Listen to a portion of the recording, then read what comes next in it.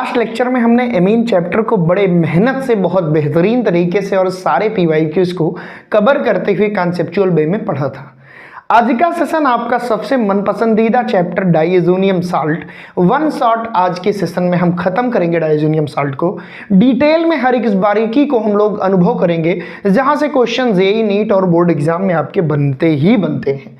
प्यारे बच्चों, जैसे ही डाइएजोनियम साल्ट हमारे दिमाग में आता है, सबसे पहले आप लोगों ने पढ़ा होगा जब प्रिपरेशन ऑफ हेलोरीन, तो वहां पे एक इंटरमीडिएट का फॉर्मेशन होता था डाइएजोनियम साल्ट का। क्या तुम्हें याद है वो सैंडमेयर रिएक्शन, वो गाटरमैन रिएक्शन जो हेलोरीन प्रिपरेशन के लिए सबसे इंपॉर्टेंट मेथड होती थी? हाँ सर, मुझे याद है कि जब हम रिएक्शन कराते थे एनिलीन का NaNO2 प्लस HCl से, तो हमको मिलता था डाइएजोनियम साल्ट। ये सारी बातें जानते हो क्यों याद करा रहा हूं? क्योंकि प्रीवियस कनेक्शन बहुत मैटर करता है बेटा। तो आज अपना खूबसूरत सा सेशन होगा डाइएजोनियम साल्ट का, आइए डिस्कस करते हैं। तो बगल में मैंने वही फिर से NCERT खोल रखी है जानबूझ के, जिससे आपको एक अनुभव मिले कि हाँ सारी चीजें सर समझा रहे हैं। और प्यारे बच्चों, NCERT ही तो रामबाण है, ब्रह्मास्त्र है, जिसका कोई काट नहीं, सारे क्वेश्चन यहीं से बनने वाले हैं। तो ठीक है भैया, पढ़ते हैं। तो सबसे पहले टॉपिक है बेटा डाइएजोनियम साल्ट होता क्या है। तो भैया डाई का मतलब होता है दो, और एजो का मतलब होता है नाइट्रोजन यानी कि N2, और IUM वहां लगता है बेटा जहां पे प्लस चार्ज लग जाए किसी के ऊपर, और साल्ट का मतलब भैया हेलोजन बगल में होना ही होना चाहिए, और ये एक बैलेंसी खाली छोड़ दो, यही होता है बेटा डाइएजोनियम साल्ट। अच्छा सर एक बात बताइए, अगर हम यहाँ R लिख दें तो क्या ये डाइएजोनियम साल्ट नहीं होगा? कौन कहता है बेटा कि नहीं होगा? बिल्कुल होगा, ये भी डाइएजोनियम साल्ट है, ये भी है। लेकिन अगर यहीं पे बेटा तुम ऐसे लिख दो तो भी ये भी डाइएजोनियम साल्ट है। अच्छा सर एक बात बताइए, हमने हेलोरीन देखा, वहां भी यही वाला दिखा, हम किताब खोलते हैं, देखिए यहाँ पे इसी का रिजोनेटिंग स्ट्रक्चर है, इसी की प्रिपरेशन है। एक बात बताइए, ये वाला क्यों नहीं दिखता हमको? तो बेटा इसके पीछे एक कहानी है, वो सारी कहानी आज के सेशन में सीखने वाले हैं प्यारे बच्चों। चलिए सबसे पहले हम बात कर लें कि क्या क्या हमको पढ़ना है डाइएजोनियम साल्ट के इंट्रोडक्शन के बाद। तो सबसे पहले जिगर के टुकड़ों हमको ये पढ़ना है कि इंट्रोडक्शन क्या है इसका, मतलब भैया ये होते क्या हैं और कौन से स्टेबल होते हैं, कौन से अनस्टेबल होते हैं, वो सारी बातें करेंगे। अच्छा सर, उसके बाद बेटा इसका प्रिपरेशन मेथड देखेंगे। इसके बाद क्या देखेंगे? इसका प्रिपरेशन मेथड देखेंगे। अच्छा सर, उसके बाद प्यारे बच्चों इसकी फिजिकल प्रॉपर्टी देखेंगे, इसकी फिजिकल प्रॉपर्टी देखेंगे। अच्छा भैया, उसके बाद केमिकल प्रॉपर्टी देखेंगे। क्या देखेंगे बेटा? उसके बाद केमिकल प्रॉपर्टी देखेंगे, और केमिकल प्रॉपर्टी में दो टाइप की केमिकल प्रॉपर्टी देखेंगे, एक जिसमें N2 ग्रुप रिमेन बना रहे, एक जिसमें N2 ग्रुप रिलीज हो जाए। बहुत इंपॉर्टेंट है, यकीन मानिए। और यहां से ज्यादा क्वेश्चन बनेंगे, मैं पहले ही हिंट आपको कर दे रहा हूं, और या तो यहां से क्वेश्चन बनेंगे, बाकी क्वेश्चन नहीं बनने हैं। अगले 40 से 50 मिनट में डाइएजोनियम साल्ट तुम्हारी मुट्ठी में हो जाएगा। यकीन मानो प्यारे बच्चों, हर एक कॉन्सेप्ट को बारीकी से तुम तक पहुंचाने की कोशिश है। ठीक है, तो चलिए बेटा अब शुरू करते हैं, ज्यादा देर न करते हुए डायरेक्ट आते हैं मुद्दे पर। ठीक है, तो मैं इसको करता हूं रफ, और हम लोग पढ़ेंगे इंट्रोडक्शन। तो मैंने ये तो डिस्कस कर ही दिया बेटा कि डाइएजोनियम साल्ट क्या होता है। डाई का मतलब दो, एजो का मतलब नाइट्रोजन, IUM का मतलब पॉजिटिव चार्ज, साल्ट का मतलब कोई हेलोजन हो सकता है। देखिए यहाँ पे क्या लिखा है, diazonium salt have the general formula RN2 + X। Where is R stand? Aryl group. भैया R एरिल ग्रुप हो सकता है। अच्छा, X की जगह पे क्या सर कुछ और भी लग सकता है? ये जो जैसे हमने लिखा, मान लीजिए हम लिखे RN2 प्लस और X, तो ये X की जगह कुछ और भी सर यूज हो सकता है। बिल्कुल, देखिए वहां पे लिखते हैं ये जनाब, ये कहते हैं HSO4O- भी यूज हो सकता है, ये कहते हैं बेटा BF4- भी यूज हो सकता है, ये कहते हैं कि ये दोनों भी कहीं अगर मिल जा रहा है वो भी डाइएजोनियम साल्ट होगा। जैसे अगर कहीं पे लिखा है C6H5N2HSO4-, तो इस बात से मत घबराना प्यारे बच्चों कि ये डाइएजोनियम साल्ट नहीं है, ये भी एक डाइएजोनियम साल्ट ही है। यहाँ पे स्पष्ट उन्हीं चीजों की बात लिखा गया है। यहाँ पे एक शब्द लिखा है कि N2+ जो होता है बेटा, ये कहते हैं कि जो N2+ है इसे हम बोलते हैं डाइएजोनियम ग्रुप। इसे हम क्या बोलते हैं बेटा, डाइएजोनियम ग्रुप। तो बड़ी अच्छी बात ये बताते हैं कि अगर डाइएजोनियम ग्रुप आपसे पूछा जाए तो ये N2+ को बोलते हैं। ये इसका इंट्रोडक्शन था कि भैया ये होता क्या है, कैसे क्या है।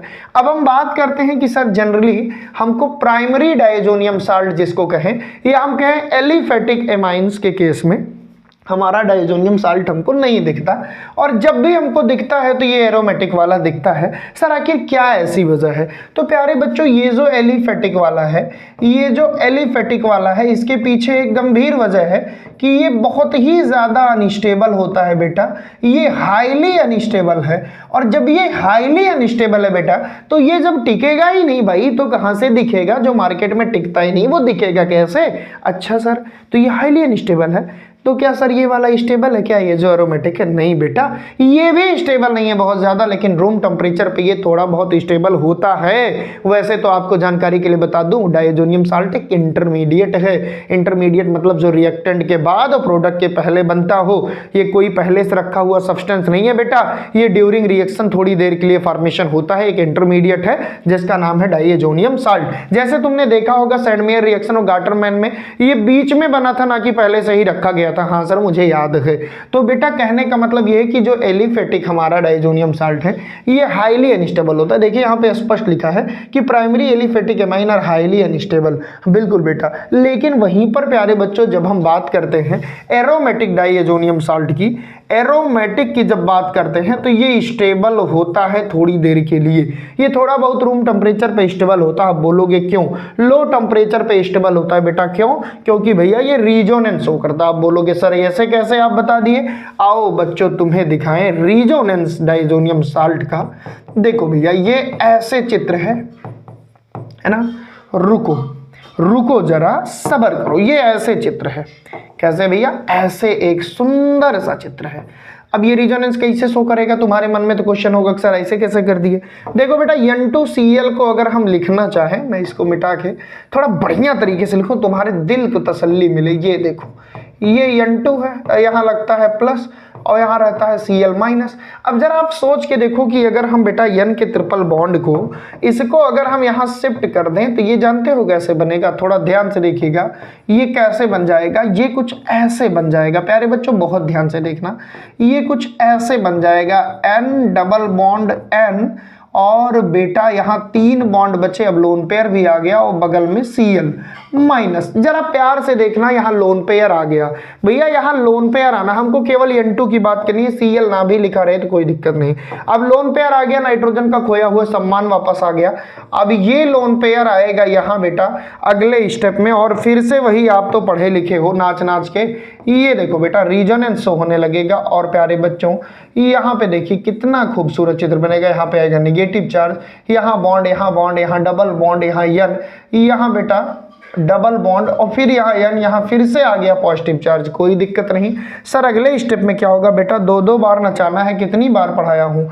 ये यहाँ और ये यहाँ। जैसे ही ये यहाँ और यहाँ गया, देखिए आपके सामने यहाँ पे नेगेटिव चार्ज, यहाँ बॉन्ड, यहाँ डबल बॉन्ड नाइट्रोजन, इस पे plus charge, double bond N। कितने बढ़िया तरीके से हम लोग रिजोनेंस को पढ़ रहे हैं। मजा आ जा रहा है बेटा, एकदम मजा आ जा रहा है। अच्छा सर जी मजा आ जा रहा है। हाँ फिर क्या? वही भैया नचा नचा के तोड़ दो सैंडल, है ना। आंटी पुलिस बुला लेगी तो यार तरह कर लेगा हैंडल, गाना सुने हो ना। हाँ भैया ये यहाँ और ये यहाँ। सर ये तो बड़ा मजेदार चित्र बना रहे हैं आप। यहाँ देखो बेटा डबल बॉन्ड, यहाँ डबल बॉन्ड N, यहाँ पॉजिटिव चार्ज, यहाँ आ गया निगेटिव चार्ज। हाँ सर, और ये देखो यहाँ बॉन्ड और यहाँ बॉन्ड। अगले स्टेप में ये यहाँ भैया, और ये कह रहा है कि तुम जहाँ से आए थे वहीं जाने की कोशिश करो, और अगर इतना दर्द है तुम्हारी जिंदगी में लेकिन फिर भी मुस्कुराने की कोशिश करो। तो ये देखो बेटा तुम्हारे सामने एक बड़ा खूबसूरत सा चित्र बन गया। ये देखिए इसकी खूबसूरती देखते नहीं बन रही है बेटा, देखते नहीं बन रही। कैसे नहीं बन रही है? देखते नहीं बन रही है इसकी खूबसूरती। इसका लोन पेयर वापस आ गया, ये अलग खुश हो गया, कहा भैया आज मैं बहुत ज़्यादा ही कुछ खुश हूँ। अच्छा मैं यहाँ पे माइनस नहीं लगाया, माइनस भी यहाँ पे लगेगा बेटा। काहे लगेगा? क्योंकि नाइट्रोजन की वैलेंसी दुइये तो है, होनी चाहिए 3। ठीक है, तो घबराना मत बेटा। ठीक, ओके सर हम नहीं घबरा रहे हैं। ठीक, बिल्कुल नहीं घबराना। तो भैया आप जरा देखो रिजोनेटिंग स्ट्रक्चर पूरा बना ले, जहां से चले थे वहीं पे मिले हैं। 1 2 3 4 5 टोटल, ये और ये सेम है, ये और ये सेम है। तो भैया रीजोनेटिंग स्ट्रक्चर पाया जाता है एरोमेटिक डाइएजोनियम साल्ट में। और प्यारे बच्चों एलिफेटिक में रीजोनेंस वोजोनेंस कुछ होता नहीं, इसलिए वो हाईली स्टेबल है। ये भी हम वो हाईली अनस्टेबल है। और ये लो टेम्परेचर पे बेटा कंडीशन इनकी सुनो, ये कह रहे हैं हम भैया थोड़ा ठीक ठाक स्टेबल रहेंगे, लेकिन लो टेम्परेचर पे। कहाँ पे? लो टेम्परेचर पे स्टेबल रहेंगे। और क्यों रहेंगे? तो ये कहते हैं ड्यू टू रीजोनेंस। ये कहते हैं भैया रीजोनेंस की वजह से हम स्टेबल रहेंगे। तो ना संघर्ष ना तकलीफ, तो क्या खाक मजा है जीने में। और बड़े बड़े तूफान भी बेटा भाग जाते हैं। अगर आग लगी हो सीने में तो सीने की आग को ठंडा मत करना, ठीक है। तो बेटा ये है रीजोनेंस का इंट्रोडक्शन। कहानी यहाँ से हुई ख़त्म। मैंने वही बात आपको समझाना चाहिए जिसे समझने की ज़रूरत थी। देखिए बेटा डाइएजोनियम साल्ट क्या होता है, डाइएजोनियम ग्रुप क्या होता है ये भी जाना, इस एक्स की जगह पे क्या क्या लग सकता है ये भी मैंने जाना। नोट्स तुम खुद बनाना, मैं दूं या ना दूं इस बात की कोई चिंता नहीं। एक विद्यार्थी की नोट्स उसके अंतिम समय पे उसको काम आती है बेटा। और ये लो टेम्परेचर पे एरोमेटिक वाला ज़्यादा स्टेबल होता है। ज़्यादा इन द सेंस की ज़्यादा तो नहीं होता, लेकिन स्टेबल होता है बेटा। दैट इज द रीजन कि एरोमेटिक डाइएजोनियम साल्ट का यूज हम आगे कंपाउंड्स में पढ़ेंगे, लेकिन वहीं पर एलिफेटिक का यूज हम नहीं पढ़ते। चलिए बेटा अब डिस्कस करते हैं मेथड ऑफ प्रिपरेशन। सबसे दमदार टॉपिक भैया, सबसे दमदार टॉपिक जहां से प्रश्न बन सकते हैं। आखिर सर बनाते कैसे हैं इनको? अच्छा, प्रिपरेशन ऑफ डाइएजोनियम साल्ट को हम बोलते हैं डाइएजोटाइजेशन। क्या बोलते हैं प्यारे बच्चों? डाइएजोटाइजेशन। याद करो हिंदी में डाइएजोटीकरण बोलते हैं। ठीक है सर कोई बात नहीं। अच्छा क्या तुम्हें याद है? क्या तुम्हें याद है कौन सी बात भाई? वही कि जब मैंने सेंडमेयर और गाटरमैन रिएक्शन कराई थी तो वहाँ डाइएजोनियम साल्ट कैसे बना था सर? मुझे पूरा याद है। वहाँ डाइएजोनियम साल्ट तब बना था जब हम एनिलीन की रिएक्शन, किसकी? एनिलीन की सर, यही वाला था, यही वाला। अच्छा, जब एनिलीन की रिएक्शन प्यारे बच्चों हम लोग कराते थे NaNO2 से और HCl से, और टेम्परेचर हमको कम लेना है, हम लेते थे 0 से 5 डिग्री सेल्सियस। ये देखो ये 273 से 278 केल्विन लिए हैं। तो कुछ लोग कह रहे हैं कि सर जी ये क्या आपने लिख दिया? अरे बेटा वही है। तो प्यारे बच्चों क्या बनता था, कैसे बनता था, थोड़ा बताइए ना सर, हमको समझाइए। बेटा एक यन यहाँ से और एक यन यहाँ से खूबसूरत सा N2 बनाते थे। कैसा N2? खूबसूरत सा। और यहाँ प्लस चार्ज, और सर ये एक Cl यहाँ आके आ जाता था माइनस बन के। अच्छा सर एक के Cl में काम हो जाएगा? नहीं बेटा, जरूरत पड़ेगी यहाँ 2 लेने की। अगर रिएक्शन बैलेंस करने की कोशिश करोगे तो, नहीं बैलेंस करोगे तब तो रटाया ही था कि जब जब इस धरती पे एनिलीन की रिएक्शन यानी NO2 प्लस HCl से होगी तब तब इस धरती पे डाइएजोनियम साल्ट बनेगा बेटा। और preparation of diazonium salt is called diazotisation. Clear है सर? देखो बेटा अब क्या बचा, इसके अलावा क्या बचा? अरे सर इसके अलावा देखो Na और एक Cl तो हमने लिख लिया बेटा NaCl। इसके अलावा भैया 2H यहाँ 2H यहाँ मतलब 4H और 2 ऑक्सीजन। केमिस्ट्री कहती है कि 2H2O अगर लिख दो तो कोई अपराध नहीं होगा। अब मेरे जिगर के टुकड़ों वो बात मुझे बता दो जिसको सुनने के लिए हम परेशान हैं कि सर डाइएजोनियम साल्ट तो समझ में आ गया कैसे बना। तो ये जो बना बेटा ये क्या बना? Diazonium salt. तो कैसे बना? क्लियर है? हाँ सर क्लियर है। तो भैया जब जब पूछेगा डाइएजोनियम साल्ट की प्रिपरेशन तो लिख देना यार कि when aniline is treated with NaNO3 in the presence of HCl then it will be converted into diazonium salt NaCl and water molecule। वही बात लिखा है बेटा। ये कहते हैं नाइट्रस एसिड। NaNO2 हमारा क्या है? नाइट्रस एसिड है भैया। ये क्या है? Nitrous acid. हाँ नहीं कहीं कंफ्यूज हो जाओ, आ गया एनिलीन की रिएक्शन नाइट्रस एसिड से होगी तो क्या होगा? तो तुम कहो ये तो हमारे सर नहीं पढ़ाए हमको बड़ी तकलीफ हो रही है। तो ये भैया हो गया तुम्हारा प्रिपरेशन। अच्छा सर यही इतना था? हाँ चलो इसी के नीचे भैया एक हेडिंग और है, NCERT वाले कहते हैं फिजिकल प्रॉपर्टी। तो बेटा आज तक दुनिया के किसी भी एग्जाम में यहाँ से क्वेश्चन नहीं बनता, लेकिन बोलचाल में जरूरी होता है जानना कि रंग रूप आकार कैसा है भैया, है ना। आजकल के यही सब पूछते हैं कितना कमाता है। ठीक, किसी की फिजिकल प्रॉपर्टीज मतलब है नहीं 6 फीट लंबा है, समझ रहे हो ना? हाँ सर, ऐसे ही भैया डाइजोनियम साल्ट में लोग पूछते हैं केमिकल रिएक्शन कैसे देता है, बनता कैसे है, इससे नहीं मतलब फिजिकल प्रॉपर्टी क्या है। ठीक है, मान लो तो बात अलग की है। तो कहते हैं ये भैया कलरलेस होते हैं, डाइजोनियम साल्ट जो होते हैं बेटा ये कलरलेस होते हैं और क्रिस्टलाइन होते हैं। आप नॉर्मल साल्ट को इमेजिन करिए, वही से कुछ होते हैं। Diazonium salt, normal salt colourless होता है और क्रिस्टलाइन होता है। हाँ सर देखा है मैंने, तो वैसे इनकी बात हो रही है। अच्छा, फिर ये क्या कहते हैं बेटा? ये कहते हैं कि ये वाटर में सल्यूबल होते हैं, तो नमक भी वाटर में सल्यूबल होता है, ठीक है, वाटर सल्यूबल होते हैं, इसलिए भैया ये भी सल्यूबल है। अच्छा, फिर ये क्या करें, फिजिकल प्रॉपर्टी कभी नहीं पूछता, बस ऐसे ही बता दे रहा हूं। कोल्ड वाटर में ये रिएक्शन नहीं करते बेटा, है ना, कोल्ड वाटर में ये रिएक्शन नहीं करते। देखो लिखा है it is stable in cold water but react with hot water. तो बेटा ये कह रहे हैं कि अगर पानी ठंडा है तो ये थोड़ी देर के लिए स्टेबल होंगे, लेकिन बेटा अगर हॉट वाटर में हम रख दिए इसको तो ये रिएक्शन करेंगे बेटा, और रिएक्शन करके जानते हो क्या बनाएंगे? छोड़ो, बनाते तो फिलहाल ही, लेकिन छोड़ो। अच्छा, ये बेटा ड्राई स्टेट में इजिली डिकम्पोज भी हो जाते हैं, और क्या लिखा है, इनसोल्यूबल हो जाते हैं, फ्लोरोबोरेट बनाते हैं और रूम टेम्परेचर पे स्टेबल होते हैं। कोई जरूरत नहीं इतनी पोथी की, ये फिजिकल प्रॉपर्टी दुनिया के किसी एग्जाम में नहीं बनती। अब मुद्दे की बात करता हूं भैया, जो बहुत जरूरी है पढ़ना, जो जानना जरूरी है बेटा, कि अब केमिकल रिएक्शंस की बात आती है और यहीं से प्रश्न बनने की शुरुआत आती है। केमिकल रिएक्शंस की अगर हम बात करें, मेरी आदत है बेटा हम पूरा पहले खुद पढ़ते हैं और देखते हैं कि कैसे किसी चीज को आसान किया जा सकता है, और तब अपने नन्हे मुन्ने प्यारे जिगर के टुकड़ों को उड़ेलते हैं कंटेंट। तो भैया केमिकल रिएक्शंस को हमने देखा कि दो ही तो केमिकल रिएक्शन है इस पूरे चैप्टर में, फर्जी बवाल मचाए हैं। पहली बेटा वो जहां N2 डिस्प्लेस हो, पहली वो जहां N2 डिस्प्लेस्ड हो। अच्छा, मतलब एक ऐसी रिएक्शन जिसको कराने पे N2 भाग जाए, ओ हो सर। और दूसरी जहां N2 रिमेन सेम, जहां N2 भैया मेंटेन रहे, जैसे था वैसे बना रहे, बाल नवाका कर सके कोई। समझ रहे हो ना भैया? हाँ सर समझ रहा हूं। तो भैया एक में तो N2 भागेगा, एक में कह रहे हैं N2 टाइट रहेगा, कहेगा हमको फर्क नहीं पड़ता, हम डरते ना तूफानों से, चट्टानों के मैदानों से। बिल्कुल भैया। चलो अब हम बात करते हैं पहली रिएक्शन। पहली रिएक्शन, हाँ मतलब डिस्प्लेसमेंट ऑफ N2, जहां N2 भागे, डिस्प्लेसमेंट ऑफ N2।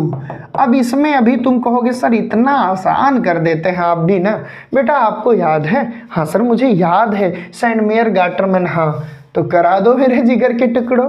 ये देखो भैया, ये N2 प्लस Cl माइनस, ये है हमारा डाइजोनियम साल्ट, इसकी रिएक्शन कराते थे Cu2Cl2 प्लस HCl। याद करो बेटा सेंट मेयर रिएक्शन को, सेंट मेयर चाचा को। हाँ सर याद है, क्यूप्रस क्लोराइड लेते थे। क्या लेते थे बेटा? क्यूप्रस क्लोराइड लेते थे।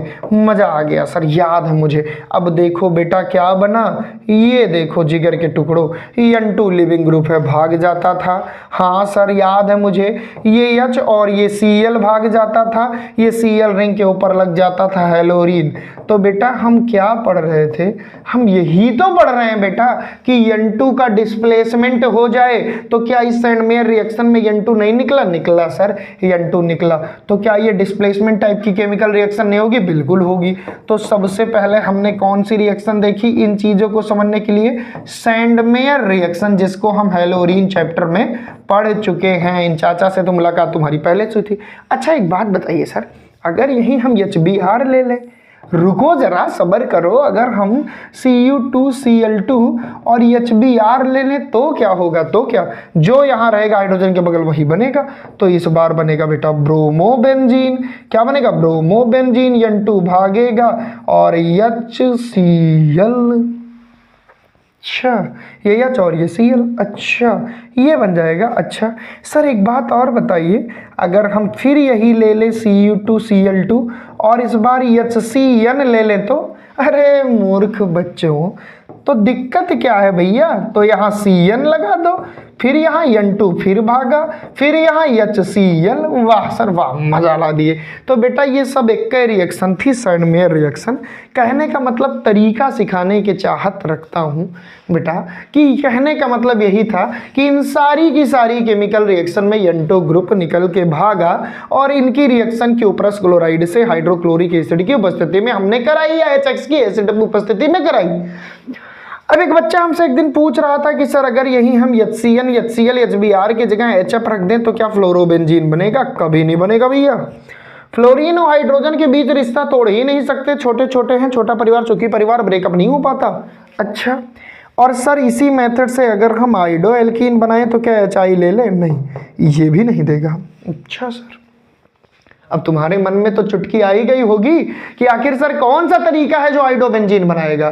क्यों नहीं आप बता रहे हैं? आप क्लोरोबेंजीन बता दिए, आप ब्रोमोबेंजीन बता दिए, ना तो आप आइडोबेंजीन बता रहे हैं, ना तो आप फ्लोरोबेंजीन बता रहे हैं, और हमको सर डाइजोनियम साल्ट की ही रिएक्शन से ये पाना, हम जिद्दी आदमी हैं सर।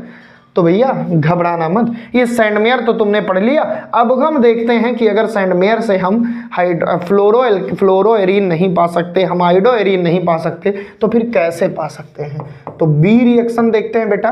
तो सबसे पहले वही, क्योंकि चैप्टर का नाम है, हम रिएक्शन ही पढ़ रहे हैं डाइएजोनियम साल्ट की। तो हमने बेटा लिख लिया डाइएजोनियम साल्ट। अच्छा, अब इसकी रिएक्शन हम कराते हैं बेटा KI से। तो होता क्या है देखिएगा, यहाँ से K, ये देखिए यहाँ से K और यहाँ से Cl भाग जाएगा, N2 भाग जाएगा। तो N2 को भगा दिए भैया, KCl को भगा दिए बेटा। उसके बाद ये रिंग, और रिंग के ऊपर क्या है? I आ गई। ये क्या बना? आइडोबेंजीन। तो तुम्हारी जिद पूरी किया कि नहीं मैंने? हाँ सर बिल्कुल पूरी सॉरी, हाँ सर बिल्कुल पूरी कर दिया।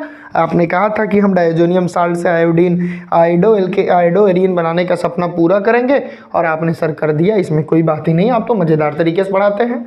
हाँ भैया, हम ऐसे ही पढ़ाते हैं। ये देखो, ये कहाँ गया भैया, कहाँ गया सर? ये देखो, ये रिप्लेसमेंट ऑफ आयोडाइड आयन। ठीक, अच्छा, उसी रिएक्शन को कराया। सर गाटरमैन नहीं कराया? रुको जरा, पहले फ्लोरीन का भी पढ़ लो, फिर गाटरमैन की तरफ चलते हैं। अब सी वाली रिएक्शन तरफ चलते हैं। एक बच्चा जिद कर रहा है हमको सर फ्लोरोएरीन चाहिए, है ना? आप क्लोरोएरीन बना दिए, आप सैंडमेयर रिएक्शन लगा के ब्रोमोएरीन बना लिए, अब हमको फ्लोरोएरीन बना के दिखाइए, और डाइजोनियम साल्ट से ही। तो इसकी रिएक्शन बेटा HbF4- से करा देना। तो क्या होगा? 2 स्टेप पे प्रोडक्ट बनेगा, एक बार होगा कुछ नहीं। मैंने कहा था कि ये Cl की जगह ये भी लग सकता है, तो ये आया N2, इस पे प्लस, और आया बेटा H को हटा दो, HCl तभी तो निकलेगा। ये H और ये Cl अपना देख लिए, और यहाँ पे आ गया बेटा, यहाँ पे आ गया BF4-। अब भैया कर दिए, हीट हुआ, डिकम्पोजिशन, N2 भाग गया मैदान छोड़ के। अच्छा सर, अब BF4 से BF3 निकल के भाग गया। अब बचा अकेले F आ गया बेंजीन रिंग पर, और वो मिल गया जिसकी तलाश थी। तुम कहते थे ना सर कि है तमन्ना हमारी फ्लोरोएरीन बनाने की, तो तुम्हारी तमन्ना पूरी कर दिए जिगर के टुकड़ों। एक बार फिर से देखो, इस रिएक्शन को घबराने की कोई ज़रूरत नहीं है। डाइजोनियम साल्ट से ज़्यादा कोई चैप्टर खूबसूरत नहीं है। देखो बेटा, डाइजोनियम साल्ट की रिएक्शन जब KI से कराई तो N2 भाग गया, KCl भाग गया, I जाके रिंग पे चिपक गया, आइडोबेंजीन बन गई। फिर डाइजोनियम साल्ट की रिएक्शन HbF4 से कराई, तो देखो प्यारे बच्चों, N2 सबसे पहले क्या हुआ? N2 ऐसे रहा, HCl भाग गया, ये HCl भाग गया। ये अपना सिस्टम देख लिया बेटा, ये HCl अपना सिस्टम देख लिया। BF4 जाके वहां चिपका, अगले स्टेप में डिकम्पोजिशन हुआ, N2 फिर भागा भैया, भगोड़ा ग्रुप है, BF3 भाग गया बेटा, और देखो तुम्हारे सामने फ्लोरोबेंजीन। उम्मीद करता हूं समझ गए होगे। तो यहां से देखिए कैसे हम डाइजोनियम का यूज करके क्लोरोबेंजीन, ब्रोमोबेंजीन, साइनोबेंजीन, उसके बाद बेटा आइडोबेंजीन, फ्लोरोबेंजीन सब हमने बनाया। अब यही क्वेश्चन जब कन्वर्जन में आता है है तो बच्चे कहते हैं सर मुझे डर लग रहा है, सर ऑर्गेनिक से लगता है डर। अरे बेटा ऑर्गेनिक को इतना पढ़ लो ना कि इसी में सबसे ज़्यादा कॉन्फिडेंस लो कर, जरूरत नहीं ऑर्गेनिक से डरने की, जरूरत है बस तुमको प्रश्न करने की। चलो भैया अब आते हैं गटरमैन रिएक्शन पे, क्योंकि भैया गटरमैन रिएक्शन में भी N2 का रिप्लेसमेंट होता था और सर ने रिएक्शन ही डलवा दी है भैया रिप्लेसमेंट ऑफ N2। तो गटरमैन रिएक्शन की खास बात क्या थी? कुछ नहीं सर, आप भी फर्जी परेशान हैं। जब डाइएजोनियम साल्ट की रिएक्शन हम लोग पढ़े लिखे हैं कॉपर पाउडर की उपस्थिति में कराएं, किसकी? कॉपर पाउडर की। किससे कराएं? उसे HCl से। किससे कराएंगे? तो सर हमको क्लोरोबेंजीन मिलेगा। क्या मिलेगा? क्लोरोबेंजीन। अच्छा, और ये N2 भाग जाएगा। अच्छा, और ये H और Cl भाग जाएगा। अच्छा, अगर सर अगर हम यहीं पे कुछ और ले लें, जैसे हम ले लें HBr तो और सेम चीज़, तो भैया ब्रोमोबेंजीन बनेगा। फिर वही चीज़ अगर सर हम HI ले लें तो नहीं बनेगा। अगर सर हम HF ले लें तो नहीं बनेगा। ठीक है, ये कौन सी रिएक्शन थी? गाटरमैन। अच्छा सर एक बात बताइए, सैंडमेयर रिएक्शन और गाटरमैन रिएक्शन में किसमें ज़्यादा प्रोडक्ट वेलोरिन बनता है? तो सैंडमेयर में ज़्यादा अमाउंट में बनता है प्रोडक्ट बेटा। सैंडमेयर में ज़्यादा अमाउंट में प्रोडक्ट बनता है कंपेयर टू गाटरमैन। मामला क्लियर है? हाँ सर क्लियर है। तो भैया यहाँ से हमने देखा डिस्प्लेसमेंट ऑफ नाइट्रोजन, सबसे पहले सैंडमेयर रिएक्शन, फिर हमने गाटरमैन रिएक्शन देखी, फिर यहाँ पे आयोडाइड आयन का रिप्लेसमेंट देखा, फिर फ्लोराइड आयन का रिप्लेसमेंट देखा। अब हम एक रिएक्शन यहाँ पे बहुत दमदार रिएक्शन है बेटा, ये देखेंगे रिप्लेसमेंट बाई H, हाइड्रोजन के द्वारा कुछ रिप्लेसमेंट है वो देखेंगे। अच्छा, उसके बाद ये जो रिएक्शन है ना ये हम लोग देख चुके हैं, ये वाली जो रिप्लेसमेंट ऑफ NO2 वाली है ये रिएक्शन हम लोग ऊपर देखे उसी तरीके की है, बिल्कुल घबराओ मत। तो चलो भैया रिप्लेसमेंट बाई H देखते हैं कि कैसे हाइड्रोजन के द्वारा रिप्लेसमेंट हो जा रहा है N2 का। तो चलो एक सुंदर सी हम क्या लिखते हैं, एरीन लिखते हैं। मैं लिख दे रहा हूँ, ये उतना ज़रूरी नहीं है बेटा, मैं देखो पढ़ाते टाइम ही सब बता दे रहा हूँ। जो अभी स्टार्टिंग के चारों रिएक्शन कराई ये बहुत इंपॉर्टेंट थी, पर रिप्लेसमेंट बाई H ये उतना ज़रूरी नहीं है। ठीक है सर, लेकिन करवा ही दीजिए। वो तो कराऊंगा ही भैया, मैं कभी पीछे हटता हूँ क्या? रुको, मैं कभी पीछे हटता हूँ क्या तुम लोगों को पढ़ाए? नहीं सर, आप ही तो हैं जो पीछे नहीं हटते। बिल्कुल भैया, पीछे हटना भी नहीं चाहिए। तो ये देखो बेटा N2 है, इस पे प्लस चार्ज है, ये Cl माइनस है। ये कहते हैं कि इसकी रिएक्शन किससे करवाने कह रहे हैं? ये कह रहे हैं सबसे पहले H3PO2 से कराइए। H3PO2, अच्छा हाइपोफास्फोरस एसिड है बेटा, और किससे कराइए? और वाटर से कराइए। ठीक है, फिर ये क्या कहते हैं भैया? ये कहते हैं, ध्यान से देखिएगा, ये कहते हैं कि यहाँ से देखिए, यहाँ PO3 आ गया, H2O का एक H भैया वो ले लिया। कैसे लिया देखो थोड़ा। अब यहाँ कितने H हैं? 2 H हैं, एक H ये लेकर Cl फरार हो गया। अच्छा, तो N2 तो पहले मैदान छोड़ भागा, ठीक, HCl मैदान छोड़ भागे, ठीक। अब बचा क्या? एक H यहाँ से यहाँ चला गया, एक H बचा, तो इसको लगा दिए हम यहाँ पे, और ये क्या है? ये बेंजीन ही तो है। अच्छा, अब बताओ जरा और क्या बचा? सर ऑक्सीजन 3 बचे, 2 और 1 3 और बाकी ये, तो हमने क्या लिख दिया? H3PO3। सर नहीं समझ में आया?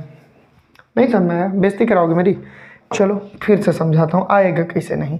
अरे यार आएगा कैसे नहीं, कहता हूँ ना कि अगर तुम ठान के बैठो तो सब कुछ सीख जाओगे, है ना। अगर कहीं बरसात हो रही है वहाँ मत खड़े हो ना, अदरवाइज भीग जाओगे। अच्छा सर ऐसा मामला है क्या? हाँ चलो, कैसे नहीं आएगा भैया, अपने मन का है।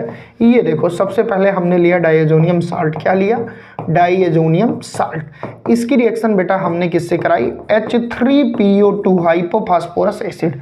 अच्छा, और वाटर है बेटा, क्या है? वाटर है, ठीक है।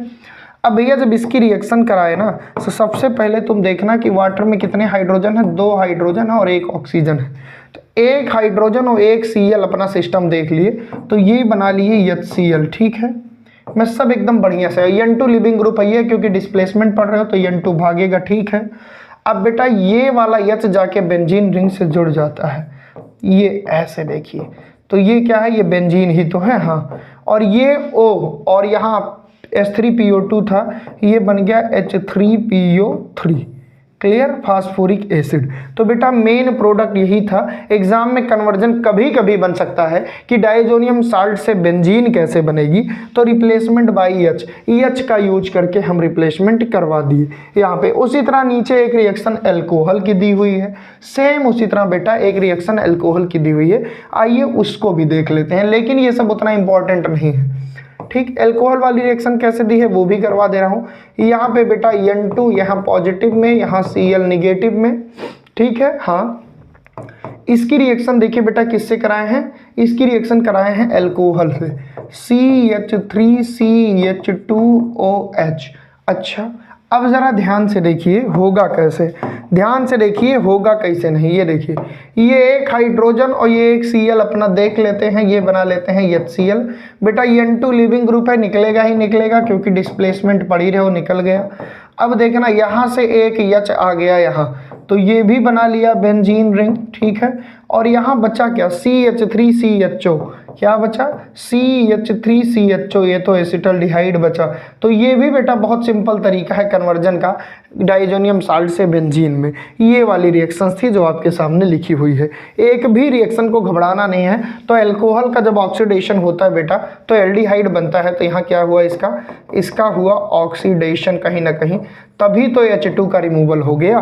तो बेटा ये रिएक्शंस उतनी भी इंपॉर्टेंट नहीं है, इंपॉर्टेंट जो थी वो मैं आपको पहले ही बता दे रहा हूँ कि कौन सी रिएक्शन इंपॉर्टेंट है। इस पूरे चैप्टर में बेटा सबसे ज़्यादा इंपॉर्टेंट है ये जानना कि क्यों एरोमेटिक स्टेबल होता है, फिर ये जानना जरूरी है बेटा कि डायजोटाइजेशन क्या होता है, तो ये तुम पहले ही पढ़ चुके हो एलोरीन चैप्टर में। फिर ये जानना जरूरी है कि दो टाइप की केमिकल रिएक्शन देते हैं, एक में डिस्प्लेसमेंट होगा N2 का, एक में रिटेन रहेंगे। जब डिस्प्लेसमेंट कराए तो हमने पहले सैंडमेयर रिएक्शन लगाया, फिर हमने देखा बेटा आइडोएरिन कैसे बनेगा, फ्लोरोएरिन कैसे बनेगा, फिर हमने गाटरमैन रिएक्शन कराई, फिर हमने बेटा क्या कराया, रिप्लेसमेंट बाई एच की बात की बेंजीन बनाने की। तो पहले हमने फास्फोरस एसिड से हाइपोफास्फोरस से कराया, फिर हमने एल्कोहल से कराया, और फाइनली हम यहाँ तक सफर तय कर लिए। अब कुछ लोग कहते हैं कि ये रिप्लेसमेंट बाई N2 ग्रुप क्या है, तो बेटा ये कुछ नहीं है, ये कुछ नया नहीं है। आइए इसको भी करके दिखा देते हैं, तुम्हारे मन में कहीं भी दुविधा नहीं छोड़ूंगा, लेकिन ये रिएक्शन भी इंपॉर्टेंट नहीं है, ये बात जरूर बताऊंगा। तो जब इसकी रिएक्शन डाइजोनियम की रिएक्शन बेटा HbF4 से होती है, तो यहाँ पे होता क्या है तुमको एकदम जीरो लेवल से सिखाऊंगा बेटा। ये HCl अपना भाग जाता है, तो ये देखिए यहाँ क्या बनता है, यहाँ बनेगा N2 और BF4 माइनस, ठीक, और Cl की जगह ये ले सकते हैं, हमने स्टार्टिंग में ही दिखा दिया था। अब इसकी रिएक्शन हमने कराई बेटा NaNO2 से, तो होता क्या है बेटा, NO2 यहाँ आ जाएगा, ठीक है, और N2 लिविंग ग्रुप है, ये तो भागेगा ही भागेगा, भाग गया भैया मैदान छोड़, वही पढ़ ही रहे हैं। और यहाँ पे क्या बचा, NaBF4, क्या बचा बेटा, NaBF4 माइनस, और यहाँ प्लस, ये हमारा मेनली नाइट्रोबेंजीन बन गया।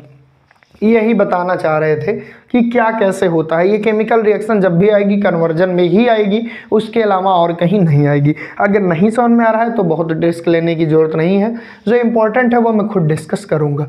इसी के साथ बेटा हमारे पास जितनी रिएक्शन थी रिप्लेसमेंट की वो सब खत्म। इन सब की खास बात क्या थी, थोड़ा ध्यान दीजिएगा। सब में N2 निकला है, ये देखिए सारी रिएक्शन में N2 का डिस्प्लेसमेंट हुआ है, ये देखिए निकला, फिर ये देखिए निकला, फिर ये देखिए निकला बेटा सारी रिएक्शन में, फिर देखिए ये निकला, फिर देखिए बेटा यहाँ भी ये निकला, फिर देखिए यहाँ भी बेटा N2 निकला, ये निकला, फिर देखिए यहाँ भी N2 निकला, ठीक है। तो सारी रिएक्शन की खास बात यहाँ भी N2 निकला। अब बेटा हम वो रिएक्शन देखेंगे जहाँ N2 रिमेन सेम, जहाँ N2 नहीं निकलता, N2 रिमेन सेम। बिल्कुल भैया, ये वाली सबसे इंपॉर्टेंट है, एग्जाम में यूपी बोर्ड में कई बार पूछी गई है ये रिएक्शन। किस नाम से बेटा, कपलिंग रिएक्शन नाम से। ये कौन सी रिएक्शन भैया, ये है कपलिंग रिएक्शन बेटा, और ये बहुत बार एग्जाम में पूछी गई है कपलिंग रिएक्शन क्या होती है, ठीक है। तो चलिए डिस्कस करते हैं बेटा। कपलिंग रिएक्शन में जो हमारा N2 है ये मेंटेन रहता है। अच्छा एक बात और बता दूं, इस रिएक्शन में कुछ डाइज बनते हैं, जैसे एक फिनॉल का ऑरेंज डाइज बनता है, फिनॉल ऑरेंज डाइज अभी हम पढ़ेंगे, और बेटा एनिलीन येलो डाइज भी बनता है, एनिलीन येलो डाई है ना, एनिलीन येलो डाइज भी बनता है। कहने का मतलब यही है प्यारे बच्चों कि डाइजोनियम साल्ट की रिएक्शन अब हम ऐसे कंपाउंड से कराएंगे जहां N2 ग्रुप मेंटेन रहेगा, वो छोड़ के भागेगा नहीं, अंत तक इसके साथ रहेगा। तो आपके मन में क्वेश्चन होगा सर कैसे?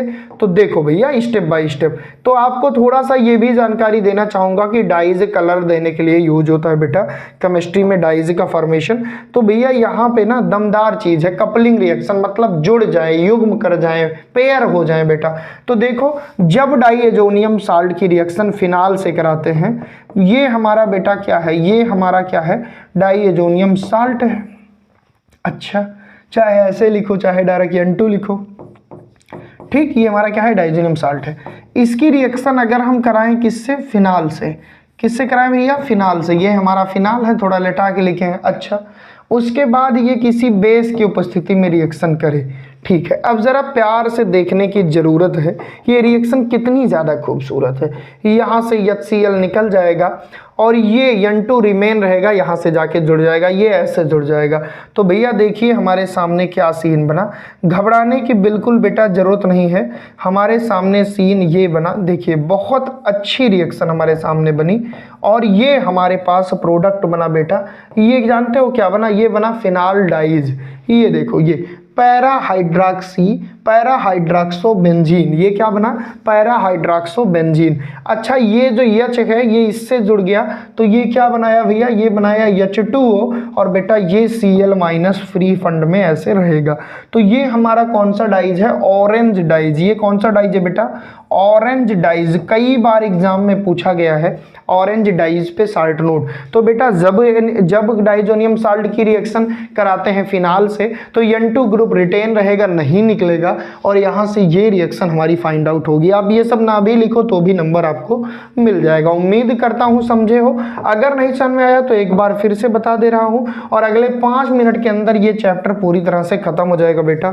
और आपको लगेगा ना कि अब तो सर ऑर्गेनिक की छुट्टी करके ही मानेंगे, बिल्कुल। तो आइए दोनों रिएक्शन देख लेते हैं। सबसे पहले हम देख लेते हैं फिनाल से, फिर एनिलीन से भी देख लेते हैं, क्योंकि एक है भैया फिनाल ऑरेंज डाइज और एक है एनिलीन येलो डाइज। तो देखो बेटा ये हमारे सामने क्या है, ये हमारे पास है बेटा N2Cl। ये क्या है भैया, N2, ये Cl पे माइनस है। इसकी रिएक्शन किससे कराएंगे, इसकी रिएक्शन कराएंगे बेटा फिनाल से। किससे कराएंगे, फिनाल से। किसकी उपस्थिति में, बेस की उपस्थिति में, OH-।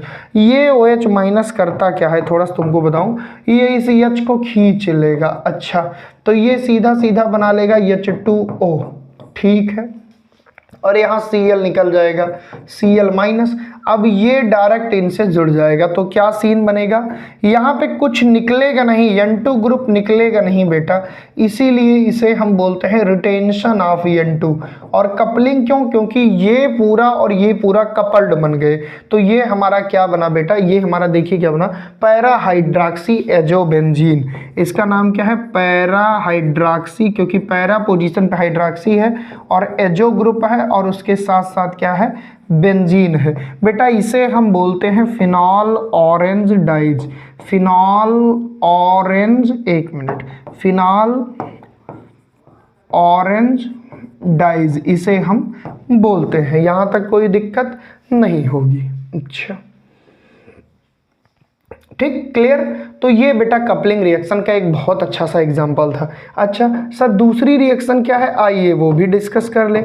दूसरी रिएक्शन है कि जब इसी डाइएजोनियम साल्ट की रिएक्शन, ये हमारा है ना डाइएजोनियम, ये देखो, जब इसी बेटा डाइएजोनियम साल्ट की रिएक्शन हम किससे कराते हैं, हम करा दें एनिलीन से। एनिलीन क्या है, जब बेंजीन रिंग के ऊपर NH2 लगा हो, यहाँ H लगा दो। अच्छा, किसकी उपस्थिति में, H+ लगा दो, कुछ भी लगा दो भैया, कोई दिक्कत नहीं। तो होगा क्या, है ना, मुद्दे की बात है, तो होगा क्या, तो भैया होता वही है जो हर बार होता है। देखिए फिर से सबसे पहले तुम यहाँ से Cl निकाल दो इस H के साथ, है ना, निकल जाएगा। हाँ, चाहे ऐसे कर लो चाहे फिर से ऐसे कर लो कि ये बन जाएगा H2O। सर O कहाँ से आया, रुको भैया, यहाँ तुम OH ही लिख लो, है ना, यहाँ तुम OH ही लिख लो समझने के लिए। ये H को खींच लिया, ये बना लिया H2O और ये भैया Cl- आयन। अब ये पूरा देखो तुम्हारे पास ये क्या बना, N डबल बॉन्ड N और इससे जोड़ दिए पूरी की पूरी लीन, नाम क्या होगा, नाम होगा para amine azo benzene. Okay sir, और ये येलो डाइज है। तो भैया एग्जाम में अगर पूछे येलो डाइज कैसे बनेगी तो भी आप यही रिएक्शन लिखोगे। एग्जाम में अगर पूछे एनिलीन और डाइजोनियम साल्ट की कपलिंग तो भी आप यही रिएक्शन लिखोगे। और अगर एग्जाम में पूछे कपलिंग रिएक्शन पे शार्ट नोट तो आप ये दोनों रिएक्शन लिखोगे, ऑरेंज डाइज और येलो डाइज का preparation. This is the best example of coupling reaction. यहाँ पे स्पष्ट लिखा है कि एक ऐसी रिएक्शन बेटा जहाँ पे ये वाली बॉन्डिंग पाई जाए, ये वाली, जहां पे ये वाली बॉन्डिंग पाई जाए, जहां पे N2 ग्रुप रिमूव ना हो, डिस्प्लेसमेंट ना हो प्यारे बच्चों, ऐसी रिएक्शन को कपलिंग रिएक्शन कहते हैं। अब भैया ये कहते हैं इंपॉर्टेंस क्या है डाइजोनियम साल्ट का, तो बेटा ये बता रहे हैं कि बेसिकली एबव रिएक्शन में हमने इसका यूज देख ही लिया कि ये कहाँ कहाँ यूज होती है। डाइजोनियम साल्ट का यूज सैंडमेयर रिएक्शन में, गाटरमैन रिएक्शन में, आइडोबेंजीन बनाने में, साइनोबेंजीन बनाने में। ठीक है, यहाँ पे स्पष्ट वही चीजें लिखे हैं। यहाँ पे लिखे बेटा एरिल फ्लोराइड और एरिल कैनाइड, एरिल आयोडाइड और एरिल फ्लोराइड डायरेक्ट हैलोजन का यूज करके नहीं बनता, बिल्कुल वो चीज मैं तुमको बता चुका हूँ। तो ये वही बात ओवरऑल बोल रहे हैं कि ये ग्रुप बहुत ज्यादा हेल्पफुल है एरोमेटिक कंपाउंड की प्रिपरेशन में, डायरेक्ट सब्स्टिट्यूशन रिएक्शंस में ये यूज होता है। तो इसमें कोई बहुत पीएचडी नहीं है। इसी के साथ तुम्हारा ये चैप्टर पूरी तरह से फिनिश। उम्मीद करता हूँ डाइजोनियम साल्ट का कंटेंट तुमको पसंद आया होगा। अगर हम बात करें बेटा अभी के अभी करवा दे रहा हूँ इंपॉर्टेंट टॉपिक की, जिससे इसके लिए अलग से क्वेश्चन लाना ना पड़े। इसमें इंपॉर्टेंट टॉपिक था वो पूछता है डाई एजोटाइजेशन पे शार्ट नोट आती है बेटा। डाई एजोटाइजेशन ये पूछता है, और बहुत ज्यादा पूछता है बेटा कपलिंग रिएक्शन पूछता है, और क्या पूछता है कुछ रिएक्शन डिस्प्लेसमेंट की, जिसमें बेटा तुम जान ही रहे हो पहले से ही कि सैंडमेयर भी पूछता है और गाटरमैन भी पूछता है। इसके अलावा बेटा बहुत ज़्यादा इंपॉर्टेंट कुछ नहीं है। ठीक है, इस पूरे डाइजोनियम साल्ट में उम्मीद करता हूँ लेक्चर में मज़ा आया होगा। पूरी एनर्जी के साथ बेटा आपके साथ पढ़ाया जा रहा है। आप इन मजबूती से इनको पढ़िए और जहाँ प्रॉब्लम हो हमसे बताइए। हम आपके लिए लगातार क्वालिटी कंटेंट लाएंगे बेटा। धीरे ही सही पर राह पे चलते रहिए। हम नहीं कहेंगे हम तुमको 20 घंटे रोज़ पढ़ाएंगे, पर जो भी पढ़ाएंगे बेटा वो क्वालिटी कंटेंट होगा और वो दिल से बात निकली हुई होगी। कोटा पूर्ति वाला काम नहीं होगा। Thank you so much. पढ़ते रहना। नेक्स्ट सेशन आपके लिए इंतजार करूंगा बायोमॉलिक्यूल के साथ। बेस्ट ऑफ लक आपके एग्जाम के लिए।